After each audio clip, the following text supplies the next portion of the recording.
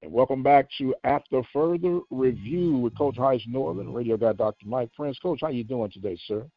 Man, everything going pretty good in the Northern household. Getting ready to watch some playoff football, and with the Brisbane Bears. Luckily, they play a team out of Klein, and they playing at their home stadium at the Barry Center. And then had a chance to watch a good bit of HBCU football on Saturday with Prairie View playing early. And man, it was still another week of some close games, or some good games, should I say. In my opinion, the Prairie View game ended up going the way it came out, and the Grambling game was close, as well as the Southern and Bethune game. So it was another week of good football. Yes, sir. The theme song for your Jags, man, is "Staying Alive," huh? Hey, man, them jokers doing. I don't know what they doing right. Like I say, I don't know. They got some good FCA prayer meetings going on. I don't know how much they putting in the collection plate, but I tell you what, they might not be putting enough, however much they putting in there. But man, they like to say the skin of their teeth and them ugly wins. And I know some of the fans not liking the way that they playing, but man, at the end of the day, they winning ball games. So look, I know. I met with my wife. Coach Fredericks and I are good friends, and man, my wife is Coach Fredericks' assistant offensive coordinator. So she might be texting me like, why we ran on this play? Why are we throwing the ball on this play? But yeah, hey, that's cold for tell Freddie to get it right? Yeah, hey man, it's always the coach's fault. And I tell my wife, I say, baby, you married to a coach. Some of the things you say, and she don't go overboard, but she say, well, even if the players, it's a wide open play and the quarterback overthrow the ball, the coach, we shouldn't be throwing it that deep. We need, it's all, she got her theories, but man, we laugh about it all the time. Well, you know what? I just thought about it too, Coach. I was asked to give you an invitation to join in on the Ben, Jack, and Mike session. Man, they said they would love to ask you some questions about coaching and scenarios, and they said, please send you an invite. So if you want, you let me know, and we'll set out a schedule. We can have you on as a special guest for that segment. Hey, man, that'll work out fine. But to be honest, Mike, sometimes, and it's going to sound like uppity, but sometimes it's hard for me to talk to jokers about football, and they don't know the nose guard from the defensive end. And I know these guys know better than that. But I'm just saying, like, I'm sitting at a game. This actually happened at the Prairie View game the other day. So the PA announcer is saying, come on, fans, it's third down. So it's four young ladies. Like I say, we doing a game in the concourse area. Four young ladies sitting by me. And two of them on separate occasions asked me, why is the man making a big deal about it being third down? They had no idea what third down meant. So, it was funny, but I explained it to them, like I say, as I'm broadcasting the game with my hand over the microphone. So it's but yeah, I know they know more. But yeah, I will join you guys. You let me know. And even if they want to just talk, sometimes it's better to talk offline. But I know the questions gonna come up about the rotations and the offensive line and all that kind of stuff. So I'm sort of used to it. My wife say, I live in a very diverse community, but on the other end, everybody talks to me because they always asking me questions about football. I live by a whole lot of Aggies and Texas fans, so every question, all the Texans, is always something. We ain't never talking about nothing else but football. I've been here but 15 years almost, or more than that. And every question that we talk about is always football this and football that. Well, I want to be guilty of doing my part of asking and opening the door, so we'll arrange that down the road. Now, yes, sir. Let's go to Prairie View just for a moment, Coach. Yes, sir. You see the performance that they put out on Saturday, and part of the frustration, where has this team been? But that's the thing about it. First, I'm not going to make any excuses. First of all, a lot of it goes back to mentality. So I said before they played Florida A&M that a lot of times it's how do you go into that battle. So FAM has beaten Prairie View twice, and they beat them handily, even though the games both started off close in my opinion. Mm-hmm. The second thing I mentioned before when we talked, if you know you're going to fight somebody that people say can't fight, you go into that fight differently. You're not taking stuff for granted. If you got a trainer, you are paying attention to what they say. And then part of it is, this is what people don't realize. Sometimes the guys on the team just get tired of losing to the same people. So is a lot of that goes into it. So if you look at the play calling, the only thing that I saw that Prairie View did a little bit different, they added a few more motions to the offensive game plan. But they came back and ran the same plays. They got the thing that's happening real good on offense. Every game that they played early in the season, Burns or Savage or Spiller was getting wide open, but the quarterback was overthrowing the guys. The last few games, they have been hitting Burns on the deep ball early in the game. Now that makes the defense have to play off. And if you look at it, and me and you talked about it, I'm going to go back to number 21. Burns had 21 flipped around on the first play of the game. Then the next series, he beat him deep for a touchdown, 77-yard touchdown. After that, man, 21 was playing so far off. Look, my wife could have went out there and completed passes on him with her left hand. So, but I think a lot of it just goes back to the mentality. They playing well, and they getting off to good starts in most of their game, except the Valley game. But the Valley game, you like I say, as long as you win, you'll take it.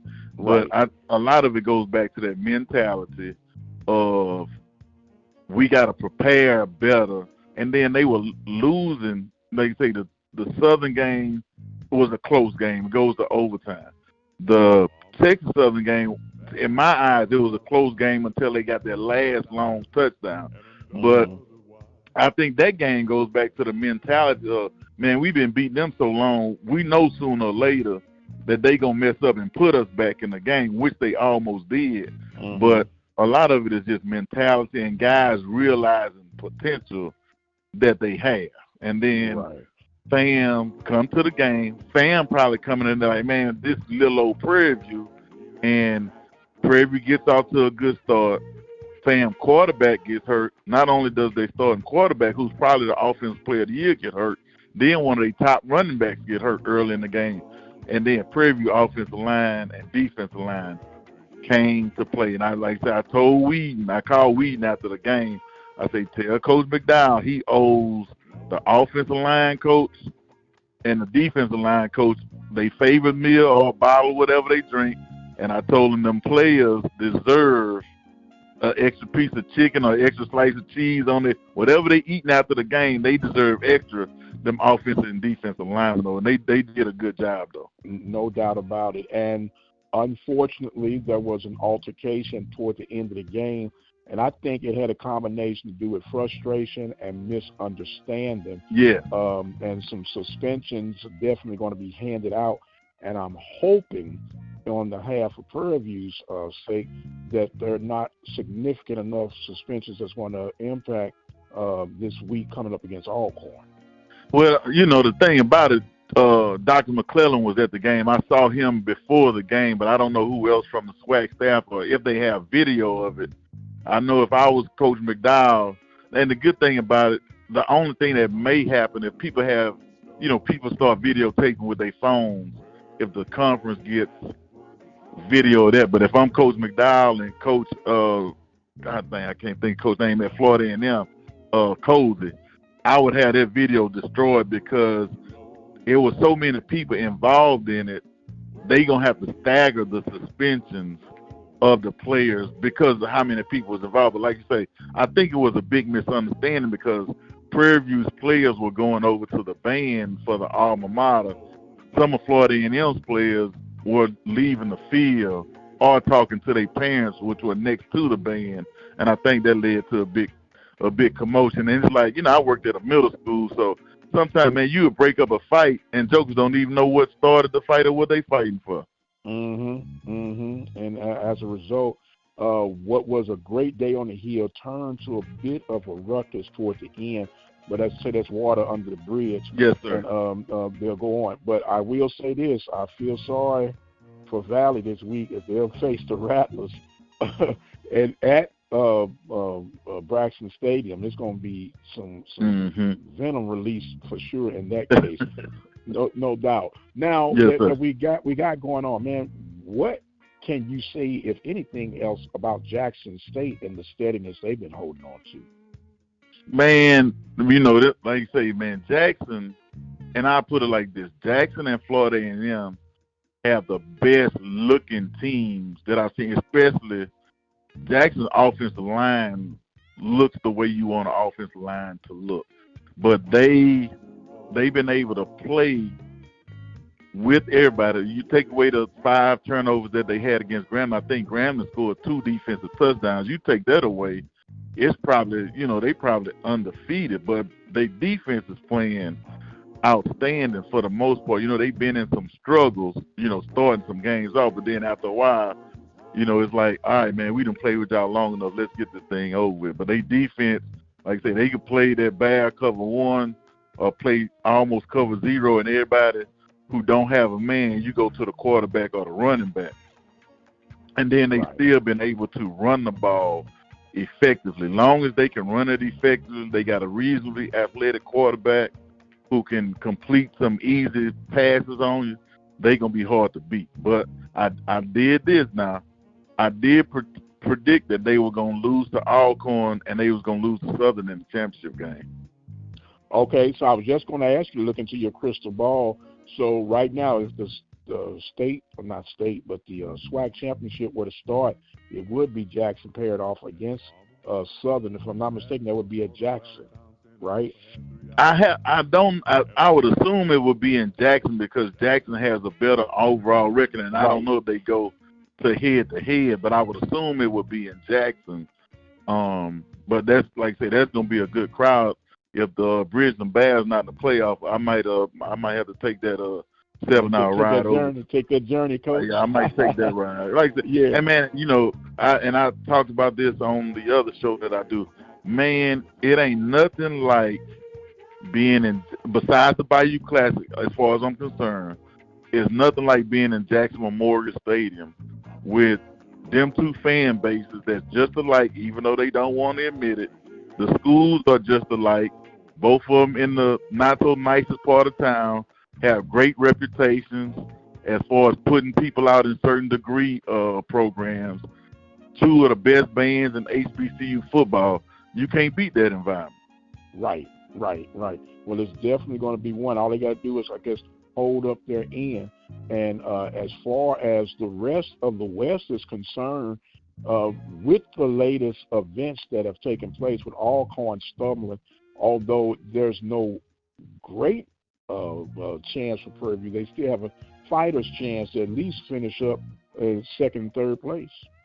Yeah, and like I say, I think Prairie View still has a chance to finish with a winning record. That's going to be big to have. You keep your consecutive streak of, I say, non-losing or winning records intact. So I think that's going to be big, and that's going to help with recruiting as well. So I think that'll be big for Coach McDowell and the program to start the way they started, have those stumbles early, and then end up with a winning record. Then you have a winning record against the Southland Conference. You'll finish with an above 500 record in the SWAC and a winning record overall. To me, that's big. I don't care how you, because I don't think people realize really how thin the margins are for winning football games. And like I say, there's a lot of coaches that stay employed with ugly wins instead of moral victories. No doubt about it. And they got 2 games remaining. One game, they split the wins or the games remaining. They'll guarantee at least a 6-6 season. And at the start of the season, speaking of Ben, Jack, and Mike, I projected Prairie View to go 7-5. And boy, they called me everything but the child of the king.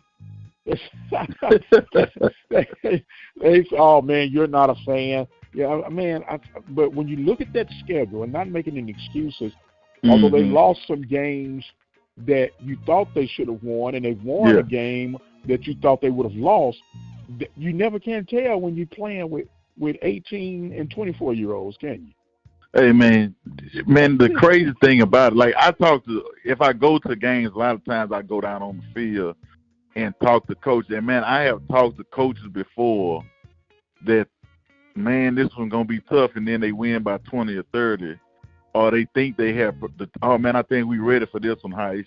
And they end up losing by 20 or 30. Man, I thought we had a good week of practice. I thought the guys was locked in. And, and they end up, the game ain't even close for most part. But, like I say, that's what you get when you're dealing with 18 to 20-something-year-olds. And it's even happening to the big boys. You're looking at what's happening with Georgia losing 2 games a year. Nobody would have – and they had their starting quarterback back. And the way they struggling, you look at a school like LSU have 3 losses already. So them jokers got everything that college football coach program could want, and they still end up losing games. Look at Texas A&M right up the road, had everything going, and then just like they say, let it go down their leg a little bit. So you never know what you're gonna get with them jokers sometimes. Absolutely, absolutely. And with that being said, man, I know you got a lot of football this weekend, your son and playoff rounds, the final home game for Prairie View. Do you have enough football, Coach, or could you stand a little bit more? Hey, man, it's always, especially like say with my son's team being in the playoffs. So we always had this thing when I was in Baton Rouge. I went to one of the better high school programs in the state of Louisiana, which is Southern Lab, which is on the campus of Southern University. And we had a saying, if we not playing Thanksgiving weekend, it's unsuccessful. So as I've applied for some athletic director jobs in the area, and that's one of the things that I put as a goal, football program playing Thanksgiving weekend. So out here, that means you have won at least 2 playoff games. Right. And in Louisiana, you've won 3 depending on how the season falls out. But that means you won 3 rounds in the playoffs. So, like I say, I'm always looking forward to. I like good high school games. I love college football more than I love the NFL, to be honest with you, because when growing up, the Saints were not very good as a youngster. So we were big into watching Southern. I had an uncle that coached at Southern. I had uncles that played at Grambling. My mama went to school at Grambling. So we were real big into SWAC football. And on Sundays, we didn't cheer for a particular team. We cheered for the guys that went to school at Grambling or Southern, especially, like say my mom would be cheering for the guys that were in school or in classes with her at Grambling. So that's how I grew up on Grambling football. Well, you know who's standing out to me right now, man? I can remember as a kid watching Harold Carmichael. Yep. Oh, my goodness. I was so amazed at how tall he was over there. And I was like, why don't they just throw it to him every play? Yeah. And I want to say Harold may have gone. I'm going to have to ask my dad because my dad knows a little bit more than me. I think he may have actually gone to Southern on a basketball scholarship, one of those type of deals. Okay. But he just stood out and wore number 17. And yep. Look, I'm dating myself to some of these folks who the heck is Harold Carmichael? Yeah. Google him and let him know. And so, like I said, there's some great legacies that have gone through this wonderful conference, and there'll be some more to come along. And I'm just thankful to be a part of it because, as infamous as Coach Eddie Robertson Jr. said, I am SWAC. I know you are SWAC. Yes, sir. This network is SWAC. And we're just glad to have you be a part of it, my man. And as this being said, I want to give you some closing thoughts and comments about anything that's on your heart and mind right now.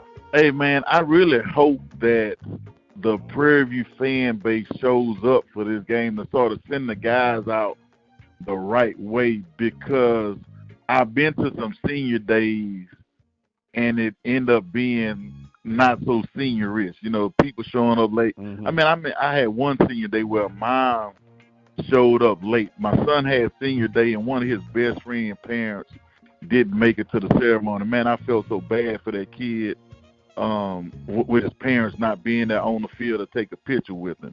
But I really hope the Prairie View faithful shows up for the game. And to be honest with you, I think the crowd was a little bit better. I was just about to say that. Go ahead. Yeah, in terms of the enthusiasm for the game, I think we still got to do a better job with the student section. The student section should have been packed. I mean, it was perfect weather.